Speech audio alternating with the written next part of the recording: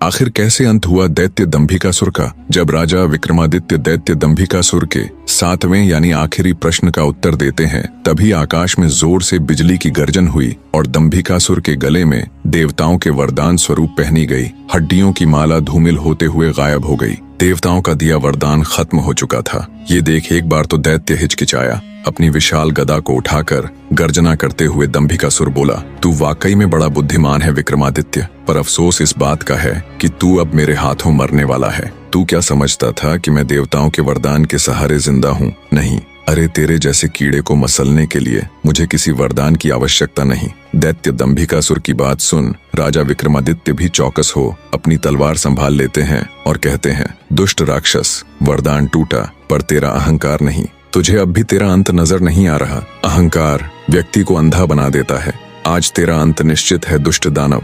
राजा विक्रमादित्य की बात सुन अत्यंत क्रोधित हो दैत्य दंभिकासुर बोला, अंत? मेरा अंत इतना आसान नहीं। अरे अंत तो आज तेरा होगा कीड़े। इतना कह दैत्य दंभिकासुर राजा विक्रमादित्य की तरफ बढ़ता है और अपनी गदा से राजा विक्रमादित्य के ऊपर वार करता है। दोनों के बीच भीषण युद्ध शुरू हो जाता है। लंबी लड़ाई से जब दंभिकासुर थकने लगा, तब मौका देख राजा विक्रमादित्य ने अपनी पूरी ताकत से दंभिकासुर के ऊपर प्रहार किया। राजा विक्रमादित्य की धारदार तलवार दंभिकासुर की छाती को चीरते हुए उसके सीने में जा घुसी। दर्द से कराहता हुआ दैत्य दंभिकासुर अपनी आखिरी सांस लेता हुआ बोला, यह असंभव है, मैं तो अमर। राजा विक्रमादित्य बीच में ही बोल पड़े, कपटी राक्षस, अमरता सत्य और धर्म में है, दानवी वरदानों में नहीं। तेरे जैसे अहंकारी अमर नहीं होते, बल्कि इतिहास में दफन होते हैं। अंततः राजा विक्रमादित्य के इस निर्णायक वार से दैत्य दंभिकासुर का अंत हो जाता है। दैत्य के धरा पर गिरते ही चारों ओर एक गहरी शांति छा गई। आकाश में बिजली कड़की और स्वर्ग से पुष्पों की वर्षा होने लगी।